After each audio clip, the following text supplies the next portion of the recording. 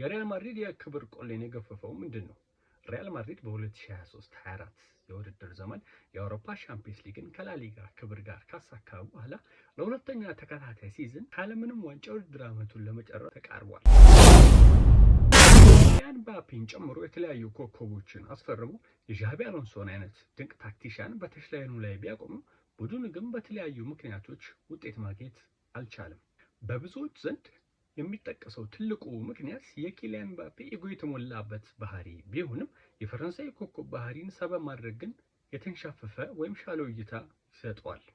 የማድሪድ የመጀመሪያው ችግር ኪሊያን ኤምባፔ ማስፈረማቸውን ተከትሎ በማጥቃቱ በኩል የተፈጠረው የፕሮፋይል አለመጣጣም ነው። ይህንን ስንል ክለቡ ኪሊያን ኤምባፔን ሲያመጣ የፊት አጥቂ ወይም ሴንተር ፎርዋርድ አድርጎ ለማጫወት ቢሆንም እርሱ ግን ከግራ መስመር የተነሳ ወደ ሳጥን ሰብሮ መግባትን የሚመርጥ አጥቂ በመሆኑና በቡድን ውስጥ ኦልሬዲ ይህንን ሚና የሚጫወተው ቪኒሲየስ ጁኒየር የነበረ መሆኑ ነው። ከዚህም በተጨማሪ ሪያል ማድሪድ ኳስን በሚያጣበት ወቅት ወይም አውት ኦፍ ፖሴሽን ወደ ኋላ ተመልሶ ፕሬስ የሚያደርጉ የተጫዋቾች ቁጥር ብልጫ ያነሰ መሆኑ ነው።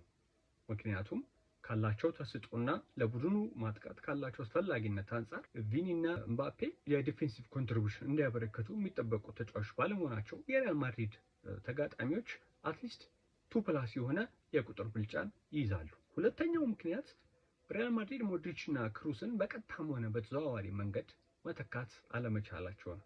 ምክንያቱም የሪያል ማድሪድ ሚድፊልድ በተለይ ዘንድሮ የተመለከትነው እንዳለ ነው ጨዋታዎችን መቆጣጠር፣ የግብ ዕድሎችን መፍጠርና ሚዛንን መጠበቅ የሚችሉ አማካዮች በጣም የተራበ ቡድን መሆኑን እየተመለከትን እንገኛለን። ኦሪያል ሹሜኒና ኤድዋርዶ ካማቪንጋ ለተከላካይ ክፍሉ ሽፋን ከመስጠት ወይም ዲፌንሲቭ ከቨርን ኦፈር ከማድረግ ይልቅ ራሳቸው ተከላካይ ሆነው ሹሜኒን እንደ ሴንተር ባክ ሲጠቀሙበት፣ ካማቪንጋ ደግሞ እንደ ሌፍት ባክ ወይም ደግሞ አዜ ፉል ባክ ሲጠቀሙበት በተደጋጋሚ ተመልክተናል። ከጁድ ቤሊንጋም ውጪ እድል መፍጠር፣ ሽግግሮችን ማሳለጥ፣ ይሄ ማለት ከመከላከል ወደ ማጥቃት ከማጥቃት ወደ መከላከል የሚደረጉ ሽግግሮችን ፋሲሊቴት ማድረግ የሚችል ጨዋታን በመቆጣጠሩ በኩል የተካነ ፔስ ሴተር ቴምፖ ሴት የሚያደርግ አማካይ ቡድኑ ያለመኖሩ አቅምን አሳጥቶታል። እርግጥ ነው እዚሁ ቡድን ውስጥ አርዳ ጉለር ባለፉት 18 ወራት ያሳየው ብቃት እጅግ በጣም ቆንጆ ቢሆንም ይሄ የሚነግረን የቱርኪው ኢንተርናሽናል ካለው ታለንት አንጻር የተገኘ ተስፋ ሰጪ ፐርፎርማንስ እንጂ አዜቲም የማድሪድ የፈጠራ አቅም በሚጠበቅበት ወይም በሚፈልጉ ደረጃ የደረሰ አለመሆኑን ሊጠቁመን ይችላል።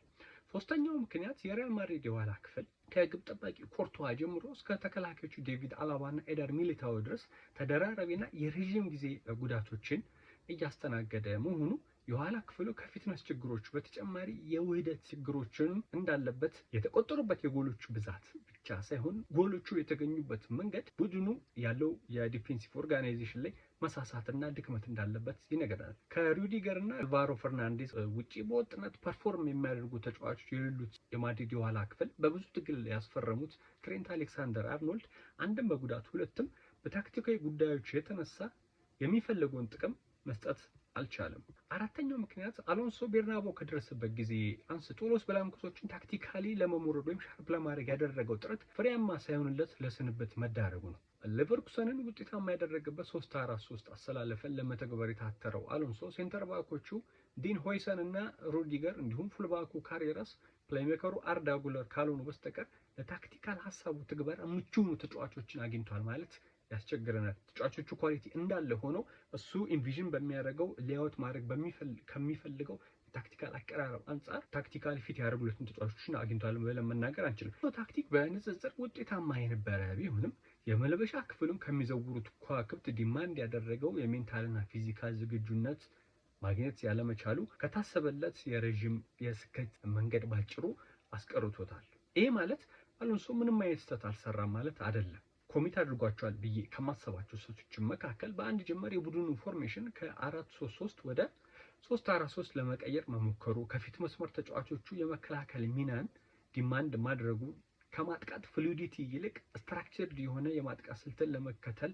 መሞከሩ፣ የመከላከል ስራውንና ኃላፊነቱን ከተከላካዮቹ በዘለለ ሙሉ ቡድኑን እንዲሳተፉበት ለማድረግ በማሰብ የፕሬሲንግ ሞንስተር ለማድረግ የሰጠው ትኩረት ከልጆቹ ጋር ላለመግባባቱ ተጠቃሽ ምክንያቶች ሊሆኑ ይችላሉ። በጊዜያዊነት ቡድኑን የያዘው አልቤሮዋ የቡድኑን ፐርፎርማንስ ማሻሻል አልቻለም። መጠነኛ ጥገናዎችን ለማድረግ ቢጥርም በተጫዋቾቹ የፊትነስ ችግርና በእሱ የሀሳብ እጥረት መነሻነት ወይም በሪያል ማድሪድ ደረጃ ላለ ክለብ የሚመጥን የኮችንግ ፔዲግሪ የሌለው በመሆኑ እየተሳካለት አይደለም። በተለይም ደግሞ በሻምፒየንስ ሊጉ በባየር ሙኒክ በግልጽ ብልጫ ተወስዶበት ከውድድሩ ውጭ መሆኑ ሳይበቃው በላሊጋ ደግሞ ከመሪው ባርሴሎና ጋር ያለው የነጥብ ዩኒት ኦልሞስት ከ11 በላይ መሆኑን ተከትሎ ዝግጁነትና ታክቲካሊ ዲሲፕሊን አንሶታል ብዬ አስባለሁ። ላሊጋውን አሸንፈው ሲዝኑን ለመጨረስ ማቴማቲካሊ የሆነ እድል አላቸው። ይሄ እድል ግን በዚህኛው የ34ኛ ሳምንት መርሃ ግብር አፈር ሊበላ ይችላል ማለት ነው። ይሄ ማለት ሪያል ማድሪድ ዶሜን ግሉም የሆነ ሲዝን ነው ያሳለፈው ማለት አይደለም። ነገር ግን ከሁለት ሲዝኖች በፊት ከነበሩበት ሌቭል አንጻር ያለፉት ሁለት ሲዝኖቻቸው ኢንክሉዲንግ ዲስ ዋን በጣም ደካማ እንደሆነ መናገር እንችላለን። ያለፈውን ሲዝን ዋንጫ አላሸነፉም። ይሄኛውንም ሲዝን ብለው ለመጨረስ ተቀርቧል። ሪያል ማድሪድ ላይ በተወሰነ ደረጃ ያነሳነው ምልከታ ይህን ይመስል ነበረ። ከሜዳ ውጭ ያሉ ጉዳዮችን የታክቲካዊ ሀሳቦችን በዚህ መልኩ እንግዲህ እያነሳን ሲዝኑን አብረን የምንጨርስ ይሆናል። አብራችሁ ቆይታ ያደረኩት ፋይሰል ነበርኩኝ። ከተመቻችሁ ቪዲዮ ሜቢ ያው ላይክ ሰብስክራይብ ምናምን ማድረግ ትችላላችሁ። ከሁሉም የበለጠ ግን እዚህ ሀሳብ ላይ ያላችሁን ኮሜንት ታድርሱን ደስ ይለኛል። አመሰግናለሁ።